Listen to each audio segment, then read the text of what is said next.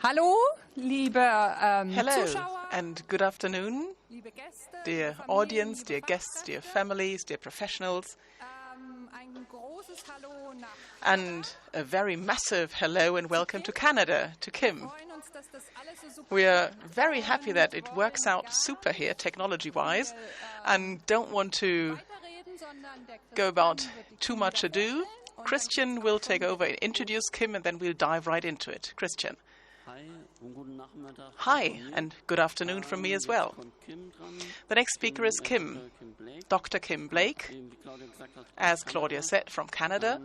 Ihr Thema ist Her topic Beeinträchtigungen is des Magen-Darm-Traktes the gastrointestinal beim tract Charles-Syndrom. with Zu ihrer Charge Person. syndrome. Sie ist, And briefly on her background, she's a Pädiaterin pediatric und arbeitet an der professor Universität in Nova working Scotia at und behandelt the sehr viele Dalhousie Kinder mit University in Charles-Syndrom. Nova Scotia and Viel treats Spaß. many children with Charge syndrome. The floor is yours, Kim. Thank you very much. I'm delighted to be with you. It's my morning here, and I've just gone out for a really good walk in the park to get energized. Wonderful to see you're all over the world. I feel very privileged. And look at these tummies. They're tummies that you've seen before, I'm sure. They're little tummies. What's going on inside the tummies? What's going on inside the gut? I'm hoping that this will be the presentation that will make you more knowledgeable about that. And we'll go to the next slide, Claudia, please. So my virtual lab to your virtual conference. So this is a Labrador. I have Jenna with me. I think this converts into German. I'm feeling very intelligent having German coming up on the screen. This is my website. I know we all did a lot of things over the coronavirus lockdown. I developed a website. I was very happy about this. I did this with my brother-in-law. I've had some good feedback. It's got lots about other things I do, but mainly it's about charge, of course. You'll find a lot of my presentations. I'm looking for feedback from you guys, so please send me feedback. Look at the website. You will find that Claudia has converted, translated a lot of my presentation from this conference into German on the website, but also the checklists, which are very useful. So we'll have the next slide. And the objectives that I'm going to do. This is the new Charge Syndrome second edition book with Tim, Meg Hefner, and myself as the editors. Again, we did this through COVID, which was quite the process. But my objectives are, I'm going to read them out to you here, that you will understand that the gut is different in Charge Syndrome. I think I don't need to let you know so much as we need to let your doctors understand and know as well. So structural differences, motility impairment, motility being one of the key words I'm going to keep using. I think we use other things, but motility is important. The sensory impairments, we hear a lot from David Brown about sensory, Tim as well. The abnormal microbiome, this might be new to some of you. I'm going to give you some of my newest results here. And then all of those areas are potential targets for treatment. So you might think to yourself, wow, all of this is going wrong in Charge Syndrome. Where do we go from there?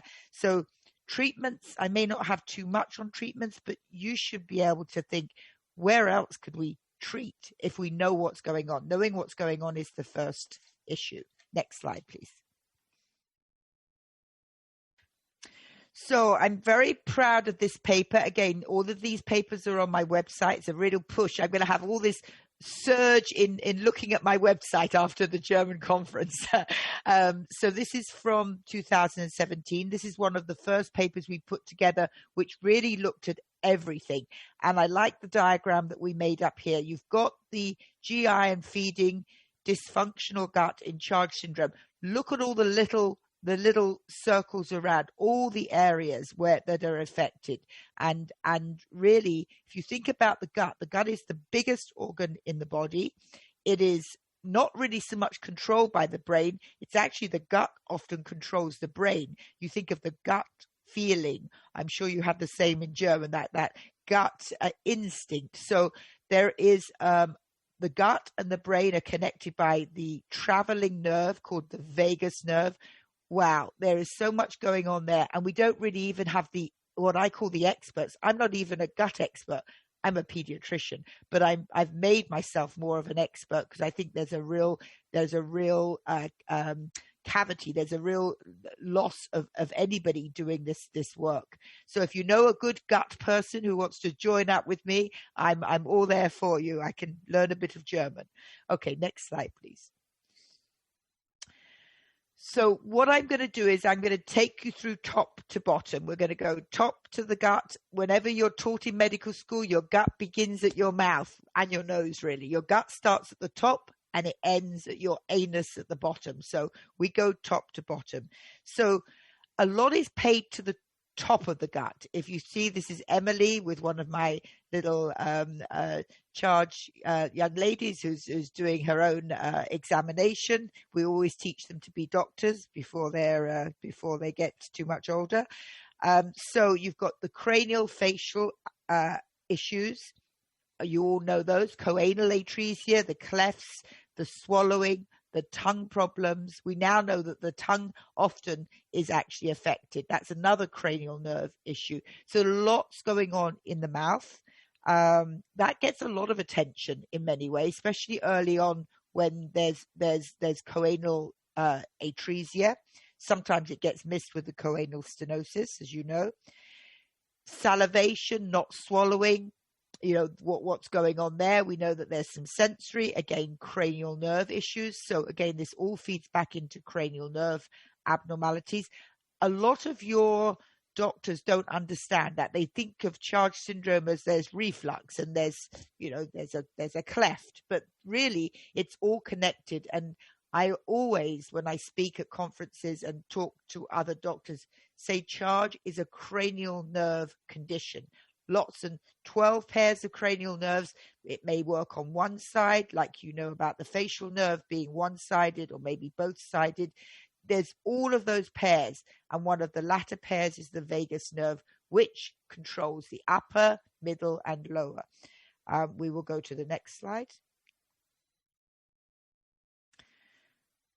So what we have, the reflux. All of you know, actually, gastroesophageal reflux is the same in German as it is in English. It's that the reflux is seen as basic reflux. It is not. Forget that. It is not basic reflux in charge syndrome. It's motility issues causing no end of problems, causing no end of pain. The pain often, because there's so much of it, perhaps even gets forgotten. If you've had chronic reflux, I've had chronic reflux all my life, wasn't diagnosed till I was 40, completely didn't feel the pain. All I had was a hoarse voice. You could hear me. I'm refluxing because I had some wine the other night, actually not last night, but even 2 nights ago. So reflux is chronic. It's always there, but it's not reflux. It's motility. It's things. Think of swallowing. It's the bolus going down. It's the whole gut is not working properly. So it's what's called a motility issue. So you guys know tube feeding issues. We know, we've done a little bit of research 2016, that the charge kids that had a lot of problems or even just tube fed for a while have a lot more problems with their guts. They have more stomach pain, more discomfort with eating. This is even without the tubes, food and drink. So the kids, the youngsters that need the tubes, their guts aren't working properly. You probably say they just had excessive reflux. I would say to you, they've got excessive poor guts, poor motility, poor nervous input from the vagus nerve. So once you start thinking about it like that, it becomes less of a reflux sort of up and down problem, more of a squeezing problem. It's not, things aren't being squeezed by the gut. Nausea, vomiting, constipation, all of those problems. So we'll go to the next slide. Goodbye, Kennedy and Mackenzie. I followed Mackenzie and Kennedy for years, and they're now in their 20s. Abdominal pain. Casey and Tim have been very interested in abdominal pain. They developed, as you guys know, the charge nonverbal pain checklist. That is also on I think I popped it on the website. We will have it on there because when we're presenting in the international conference, we're doing a little presentation on checklists, 4 of us. So that's worth looking at. Maybe I'll give that to Claudia and she can actually translate that one. I'm sure she's well into doing a bit more translation for me. But that will be a super little presentation on checklists that are very, very valuable. So abdominal pain.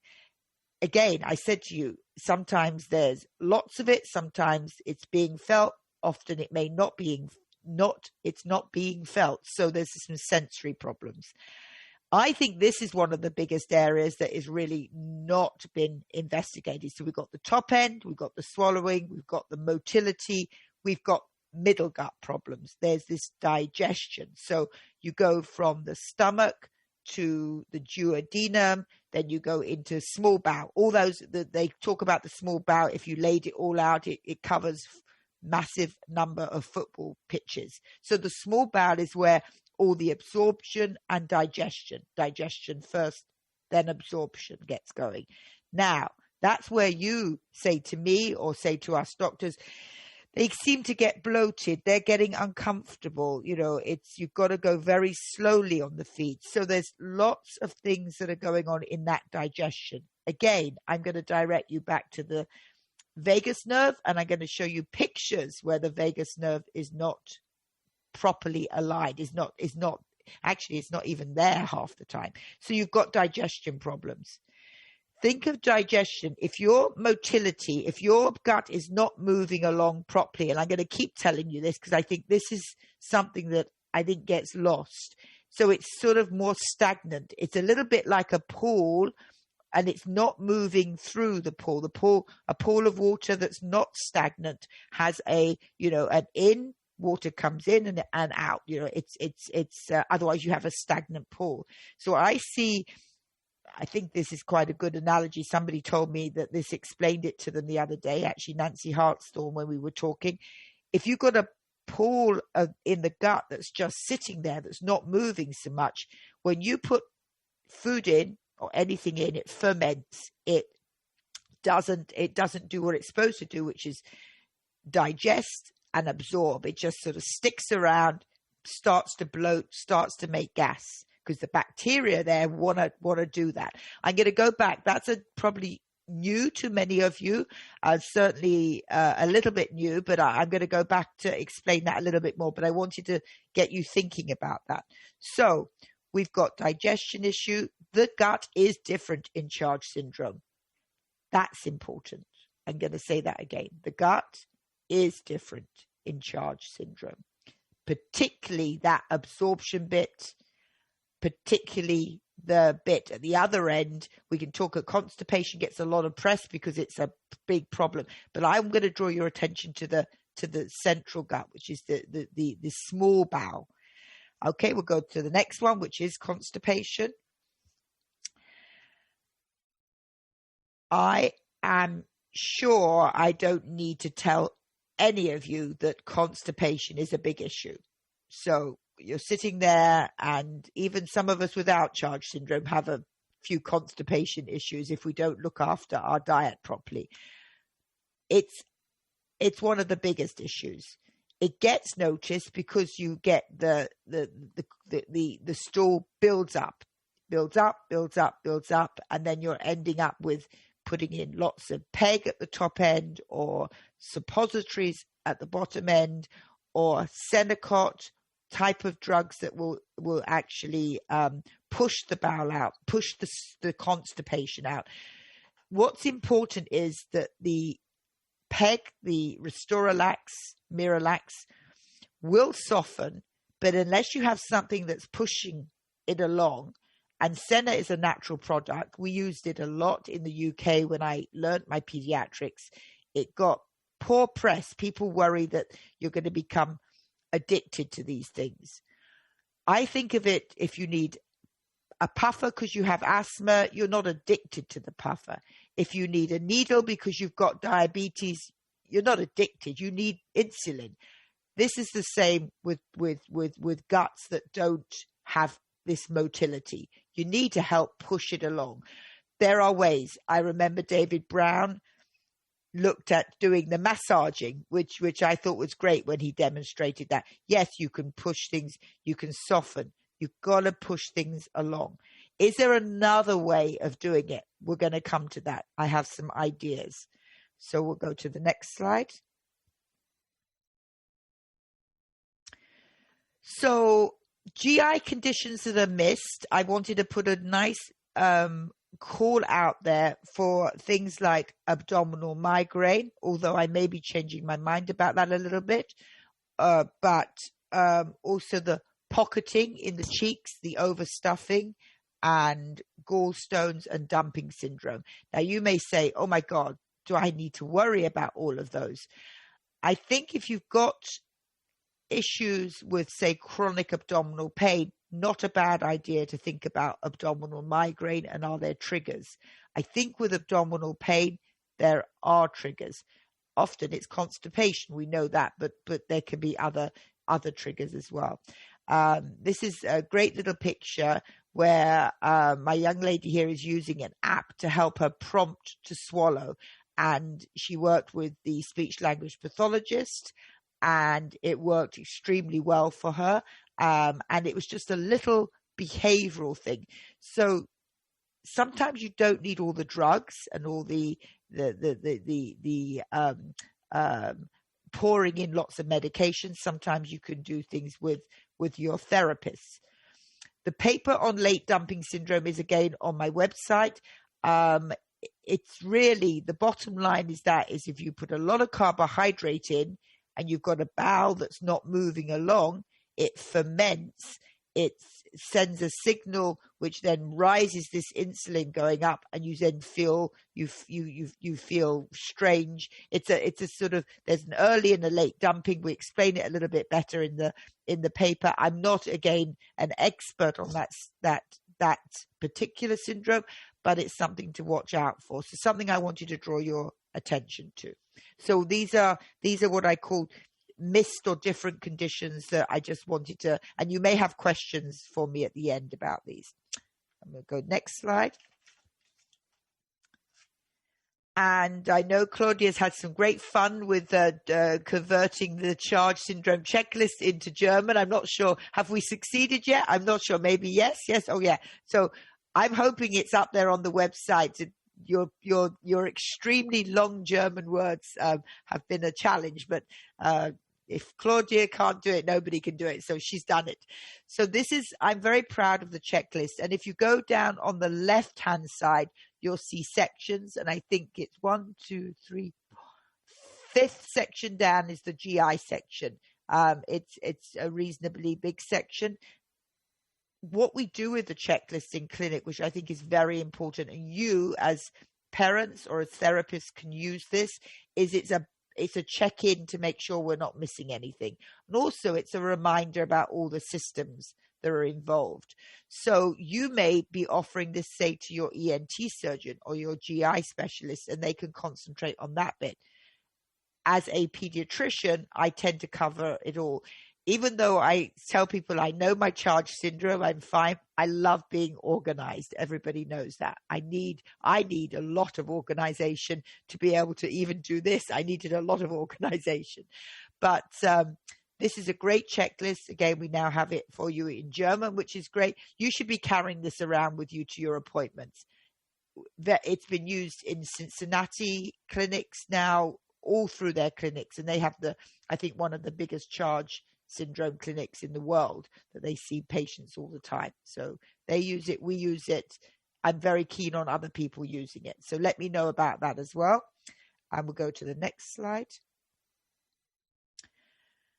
And this is a shout out for another checklist. If you think about it, the world should be run with checklists. Pilots have checklists. We have checklists for all sorts of things. And really, if you've got a complex condition like charge syndrome, checklist. This is a feeding scale for charge syndrome. Very easy to score. wonderful for your speech language pathologists, your OTs, your you yourself. You can use it for lots of things. And again, we are presenting a little bit more in depth on the checklists. My student spearheaded this with myself and Casey, and it's just been published, which I'm very pleased about. So we'll go to the next slide. So the publication is down the bottom left, again on the website. It's in Journal of Pediatric and Child Health. They do like lots of things about Charge syndrome. That's the Australian one, and they were very complimentary about the checklist. I think they're very practical in Australia. 3 uses for the checklist. I have Jenna, who's actually sharing another checklist. I get my older charge, my older individuals with Charge syndrome giving feedback to the students to see if they've covered all the things they should cover, and they're brilliant. You know, they'll draw their attention, and the students love using the checklist because many of them don't know much about Charge syndrome. So for the feeding scale, you can assess the severity of feeding difficulties. You can track changes if you're making changes as well, and it's a good warning sign if things are going wrong.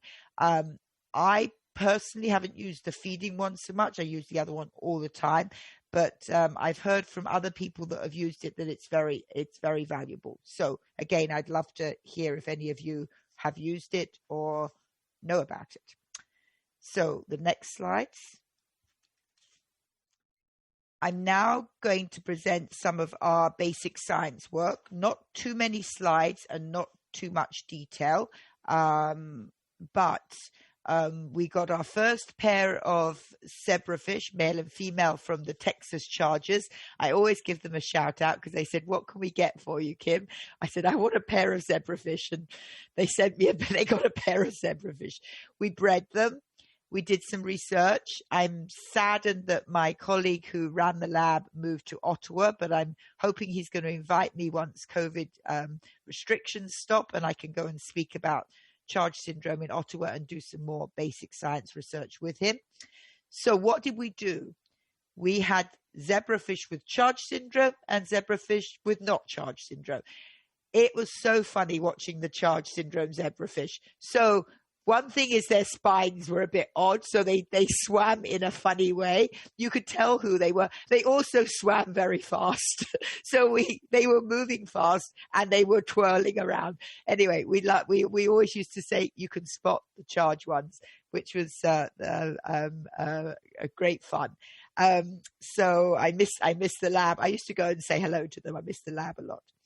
Okay, so what we found with the little zebrafish, why did we use zebrafish?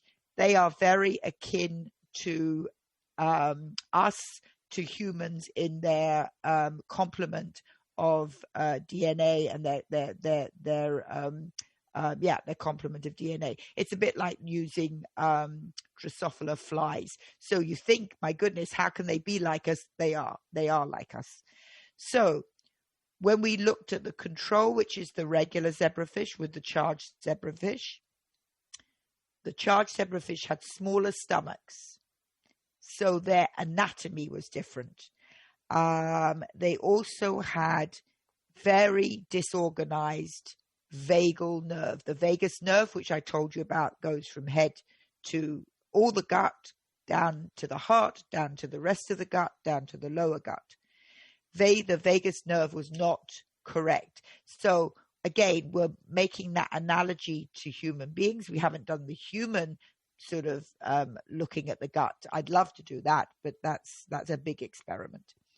And the other big thing, and I'm going to show you the pictures, that the charged zebrafish had the less ability to empty their GI tract. So the motility, the moving along of the stomach contents to the smaller bowel, to eventually to expelling the food, was much slower. Now, the good thing about having a model like this is you can use drugs, and we got stopped at that point. So this is where I will be looking for somebody else to join with, or even to continue with this research with my colleague, is that we were going to put different drugs in the water to see what worked for them. I would suggest that if we put things like Senokot or metoclopramide, a pusher along, it would work. We started to do a little bit of the experiments, but we had to stop. Okay, next slide. We've looked at the zebrafish for a long while. Now we're going to look at the insides of the zebrafish. And Claudia has got essentially the normal on the left side and our charge syndrome zebrafish on the right side. So normal, charge. If we go back to normal and we look at the G, which is the big gut there, you can see the normal gut. Then we go and look at the charge gut at the other G. We can see it's smaller and a different shape. Then you're also looking at the nerves. If we go back to the normal, you'll see a lot of red, all these little red nerves there. Now, it's not, you can say, yeah, lots of red. Those are all the enteric nerves. Now we look at the charge, and you can see much less. Much less. They're in some places they're not there at all. So again, what we're seeing is in decrease, the enteric nerves come off the vagus nerve. So they're the part of the vagus nerve. So abnormal, smaller stomach, and then decrease in these nerves. And then we're going to go to the next slide. And this shows the motility of the food. So we have a standard, a regular zebrafish all the way along the top, which says standard. And then we have what's called the CHD7 morphin, which is your charged zebrafish along the bottom. I'd like you now to compare the green. What you're seeing is the fluorescent green is the tagged food. So you're seeing food. We gave it to the fish and watched what happened. So in the standard along the top, you can see the food gets into a nice bolus, like it clumps together properly, moves along, and actually at 24 hours, it's gone. Wow. Yeah. Bolus, move, gone. Now, what happens in our charged zebrafish, it doesn't even clump together very well. It sort of dribbles there, and then it sort of stays. You can even visualize it stagnating. It's sitting around. So what's that sitting around doing? It's not doing a good job, because if you've got stuff, think about your pool again. Yeah, that's right, Claudia, thank you. So that middle one is great. It's just sitting there. And not only is it sitting there, it starts to bolus it starts to come together about 24 hours, and it's stuck. That's even looking like constipation. That's the third one along on the bottom. So yeah, so you've now got constipation. You can actually visualize that. So you've got that sitting around food, which is now got lots of bacteria, it's fermenting, it's bloating, and then you've got constipation at the end where it's not even pushing along. So these were our experiments we did, and we got a very nice journal article for any of your gut people that are really interested. Again, that's on the website, but I've given you the Coles notes of it, the quick notes. So we'll just go to the next slide. So this is actually something that's not been published, but we asked parents you as parents that are sitting there, what their top reported issues are. Again, you see my students in clinic. We have a great time in clinic. We all have a little charge clinic, which I'm very proud of. And we go to the next slide. So the top reported problems, which probably think you still say to yourself, I could have told you that. Reflux, abnormal swallowing, aspiration, excessive secretions, constipation. Those are the top ones, and then the other ones follow. So what we found is, over a fifth, a fifth to a quarter of all parents or all individuals with charge syndrome have these features. So they're not small. They are. Many of you won't have heart disease. Many of you haven't got some of the other features of charge syndrome, but many of you have the gut problems. So the next slide, We did a little bit of asking questions. What treatments work? So these are the ones on the left that didn't really, these were the ones that didn't work at all. I'm going to draw your attention to one which I thought was very interesting, which was called the VitaStim therapy. So essentially stimulation to try and help with aspiration and swallowing. I don't think that's been given enough kudos, enough what would I say, thought about that, because I think that there is an area of therapy that we could look to help the vagus nerve, and that's, I want to come back to that, because I think this is something that we should be thinking about, and some of you may even have tried that or be part of a trial that's looking at that.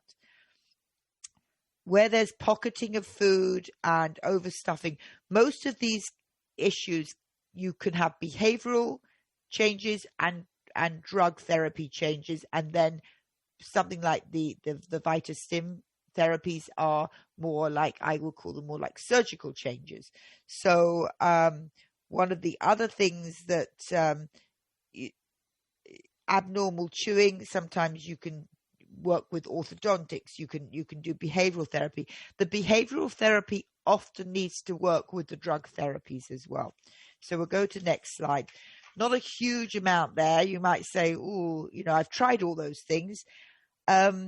With a lot of the gut, where you've got a gut which is not moving properly and is stagnant, a diet low in what we call FODMAP diet, which is fermentation products. So things like your breads and your pastas, I call it your white fluffy foods, whereas the foods at the top are more the good foods that ferment without producing so much gas.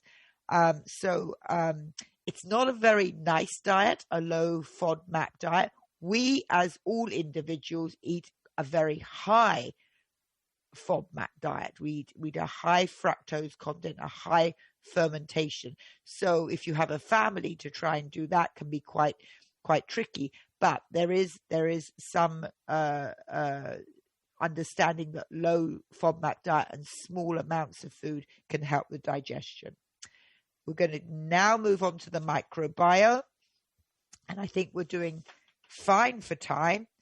I'll try and slow down a bit for the interpreters. They'll probably think, phew, great. She'll slow down a bit, then she'll speed up again. Microbiome, also called gut dysbiosis, when it goes wrong. So we've all got a microbiome. We've all got a gut with so much going on inside of it. It's full of bacteria. It's full of organisms. It's got its own life going on in there. There's been a lot in the press about microbiome. I was reading another paper last night about microbiome. It's very topical at the moment. So we know that the gut, we've done a little bit of research, but we know that the gut in Charge syndrome, the microbiome can be abnormal. It can be all right, but it can be abnormal. Especially if you've got, think about when you have antibiotics and you say, oh, I've got such gut ache after taking those antibiotics. It eliminates so much of the nice, normal gut flora. That's why many of us take a probiotic as well, or a prebiotic now. So what we're finding with the microbiome, again, you've got food sitting there. It's fermenting, and the poor bacteria are either overworking and fermenting and producing all this gas and all this, and nothing's, it's not moving. It wants it to move along. It wants that pool and stream to keep moving. It doesn't like having things sitting there. So we have an abnormal microbiome. We know in conditions like autism, irritable bowel, even obesity, abnormal microbiomes. I would put charge on that now with a few more experiments down the road. So we'll go to the next slide. So does the gut microbiome differ in individuals with Charge syndrome? I'm going to say yes.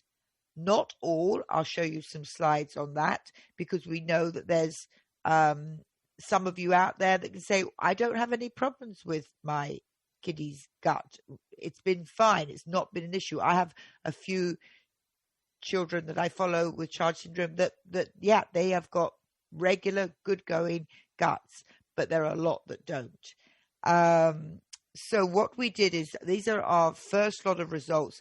I will have some more results soon, so keep an eye on the website. I'll let Claudia know when we do have because we're doing the work now. It's delayed because of COVID, as everything's delayed, but we are doing the work and it will be up on the website. I'm hoping for the International Charge Conference. Although you guys wanted me to speak on gut and they didn't, so I'll put it out in German first. So next slide.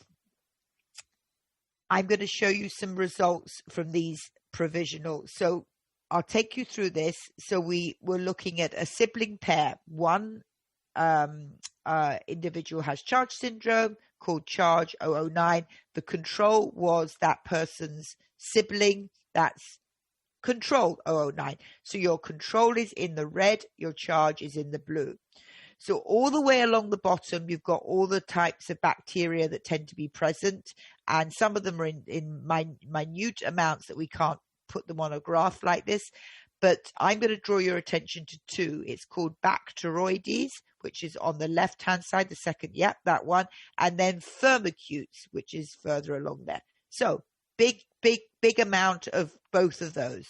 You can see the difference without me even telling you that in our charge individual, they've got lots of Bacteroides, I call them some of the bad bacteria, and less Firmicutes, which is the good, or I wrote something, can't read, favorable. There you are. I made that up in the park today. Favorable bacteria, and then so there's a big difference. So we know that this is a pair with one person with some gut issues, quite a lot of gut issues, and charge, and their control sibling.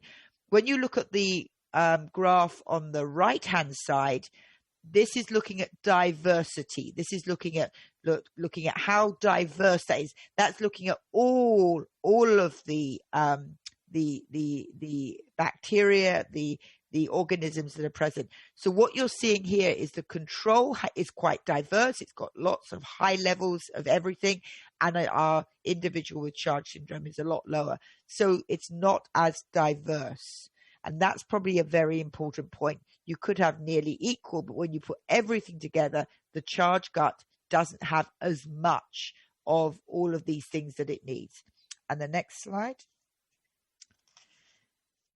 Now we compared somebody with Charge syndrome with a regular gut, no real problems. How do we know that? We gave them a questionnaire. No, I don't have any problems with my digestion, with bloating, with pain, with I can eat pretty well anything. And you can see that their control, their sibling, is pretty well the same. So they look the same. Their Firmicutes, their Bacteroides are the same. Good lot of Firmicutes. We call those the favorable ones. They need a bit of the Bacteroides, but they got a nice level of those. And then we look at the graph on the right-hand side. Wow, they're both actually really high. They're both very diverse. Good lot, probably a family that eats really well. We didn't look at we did actually collect the diets, but that looks like a really good gut to me. How did we get this information? We got it from a questionnaire. We got them to put a little bit of poo, stool sample. Labs deal with all these things. Don't worry about it, and send it to us. And then we looked at it. Our first lot of experiments were done with local individuals with my population that I look after, but I don't know who number 10 is. I don't know who.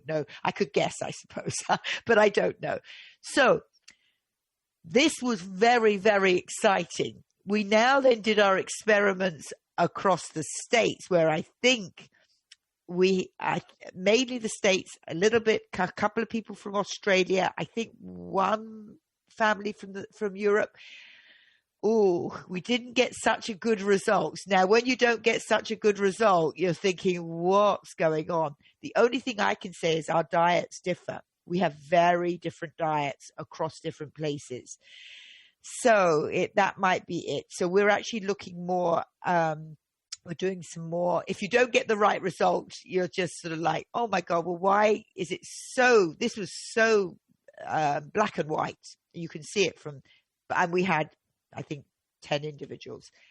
With our biggest study, it wasn't so black and white. So I'm stuck now with looking at data which I know should be different, but isn't as different as we thought it would be. Anyway, that's my problem. But we're now looking at adults, and we're looking at the behavioral checklist with adults as well, which Tim Hartshorn's doing with me. So we're looking at, at different guts with different behaviors, different as well. There could be lots more happening there.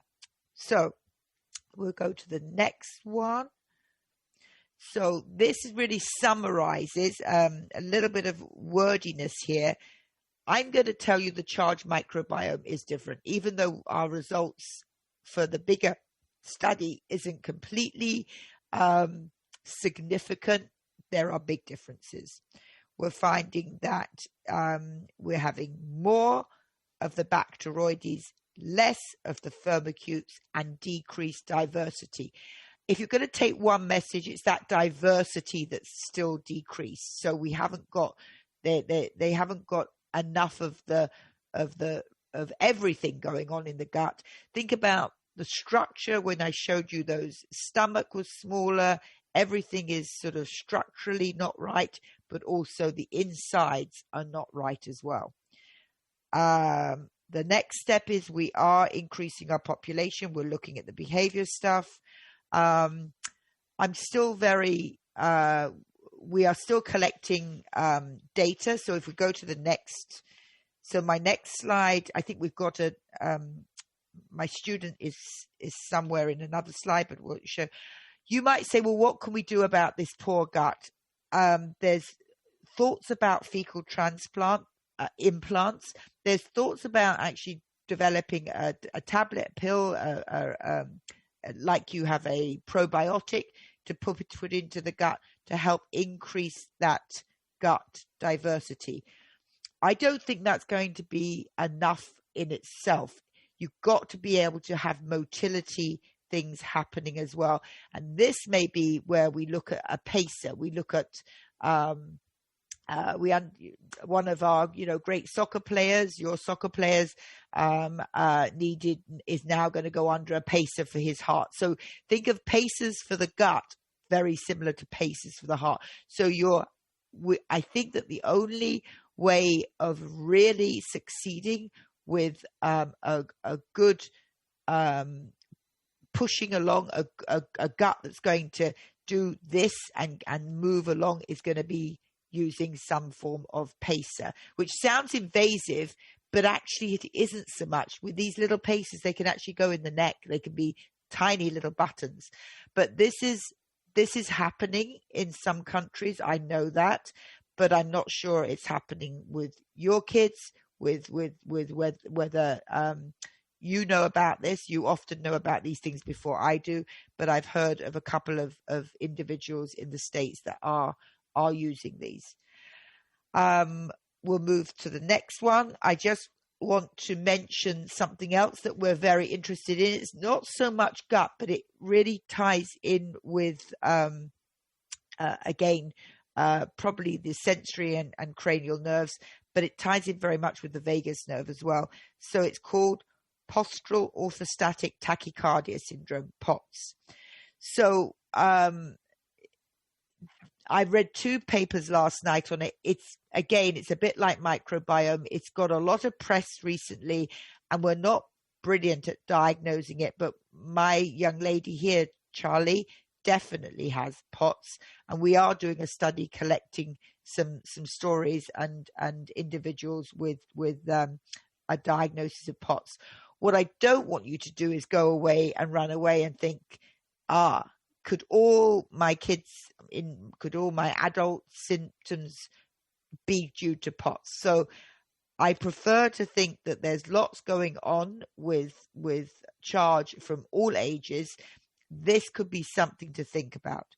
So it's a clinical diagnosis, really. They do this tilt table test, which you can see is happening.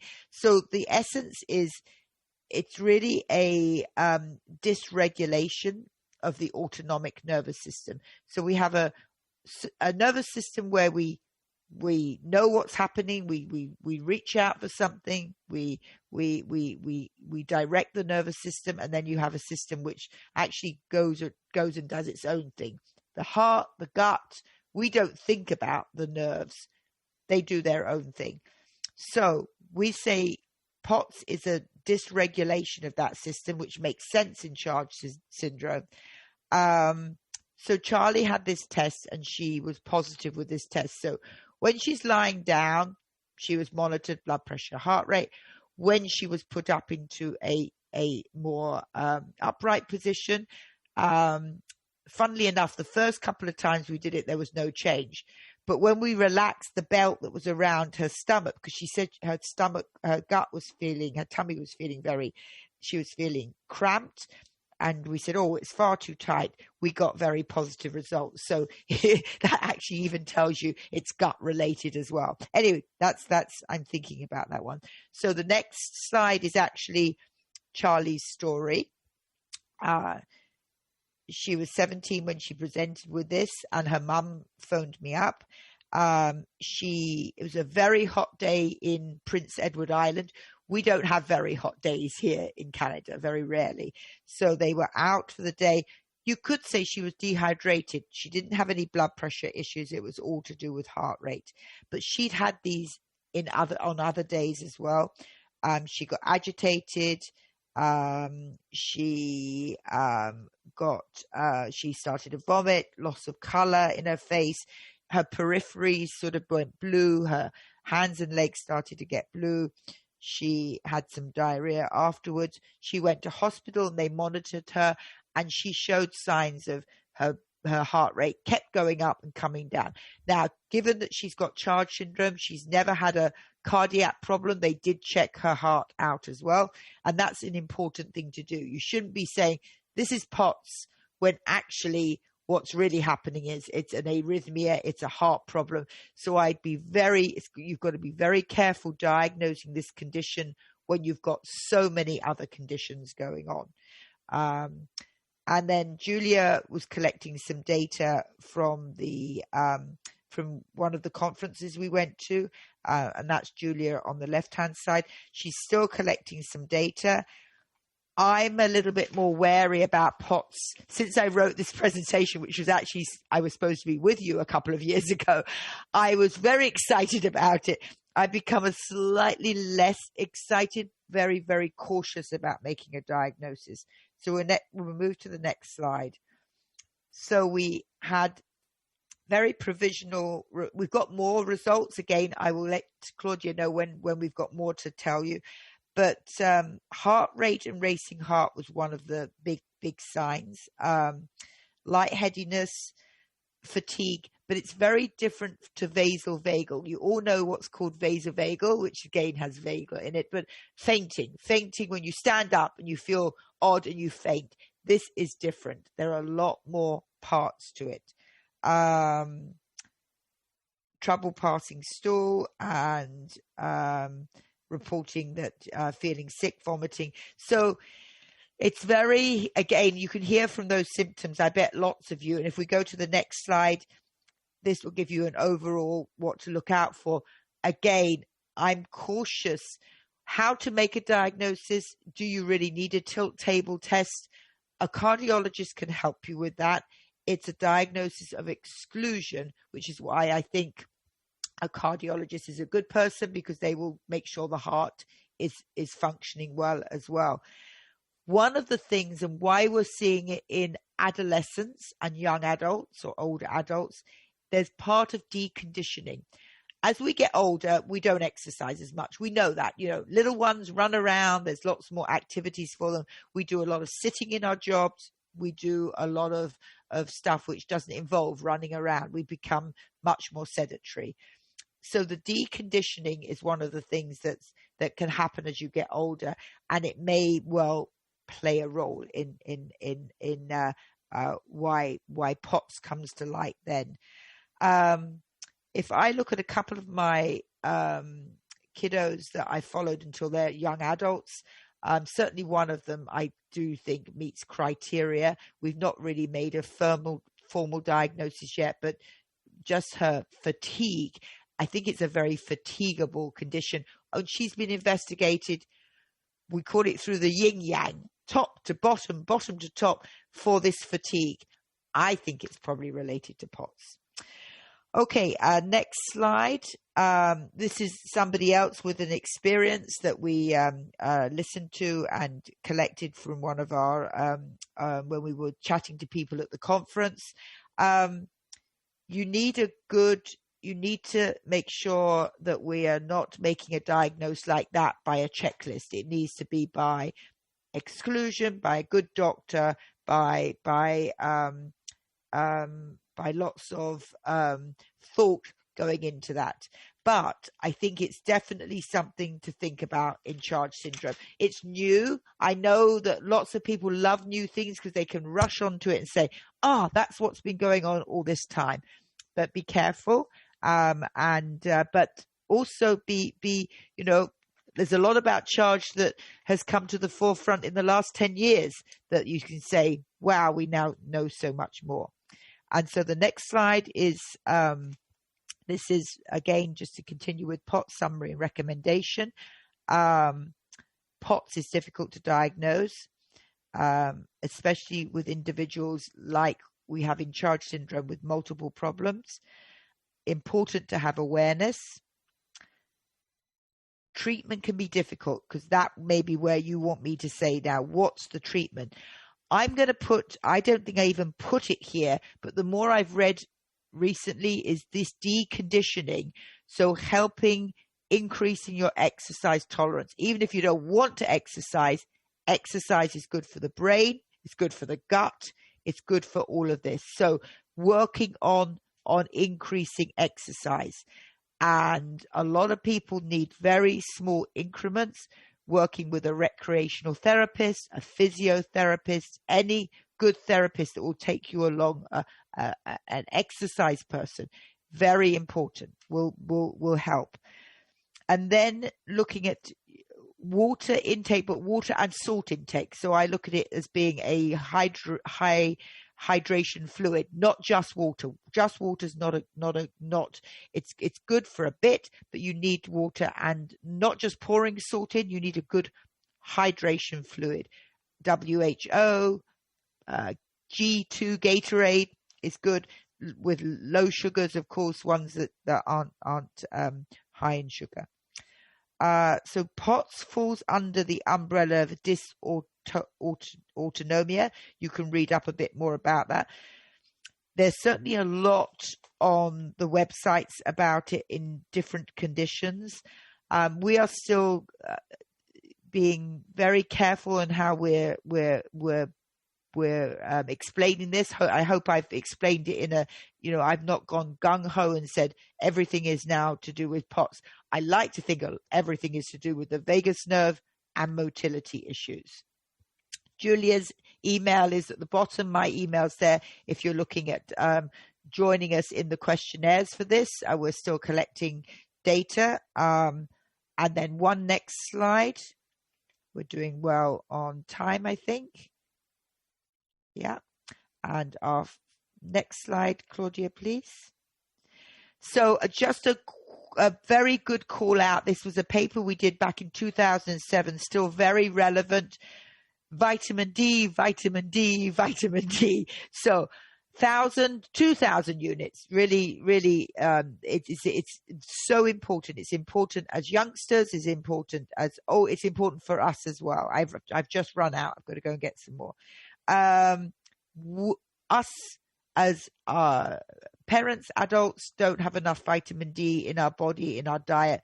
The kids need this. So that's a really good quickie if you want something to quickly say that will make a difference.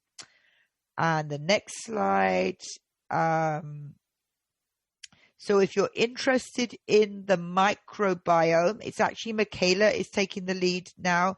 Michaela Sabin, she's on the bottom there. She'd be very interested. She's actually working with me over the summer.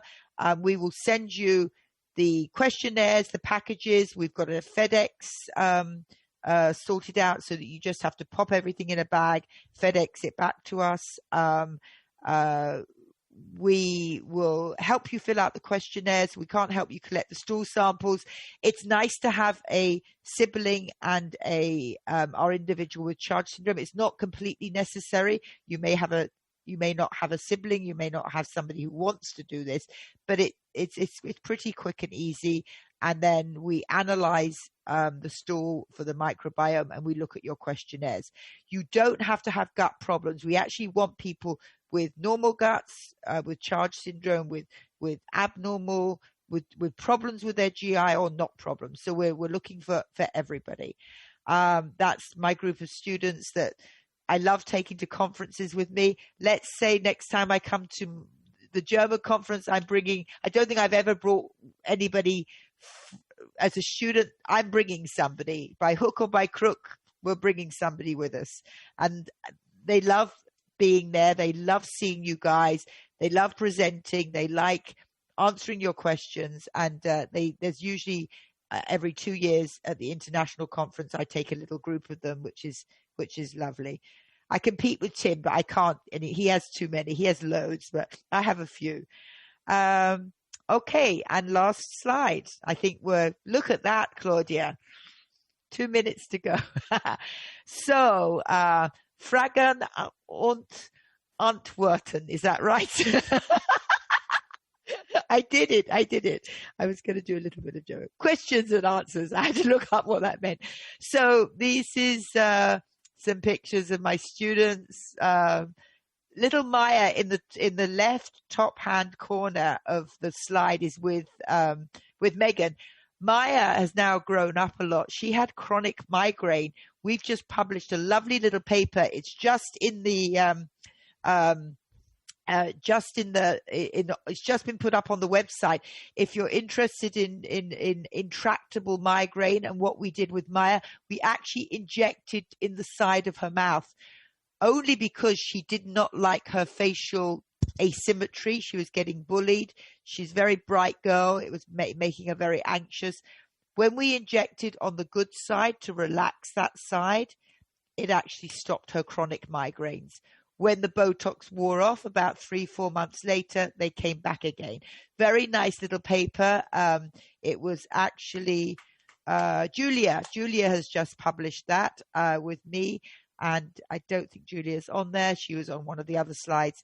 So have a look at that one. So I'm still working with you, for you. I'm still very interested, and I'd be delighted to try and answer your questions. Thank you.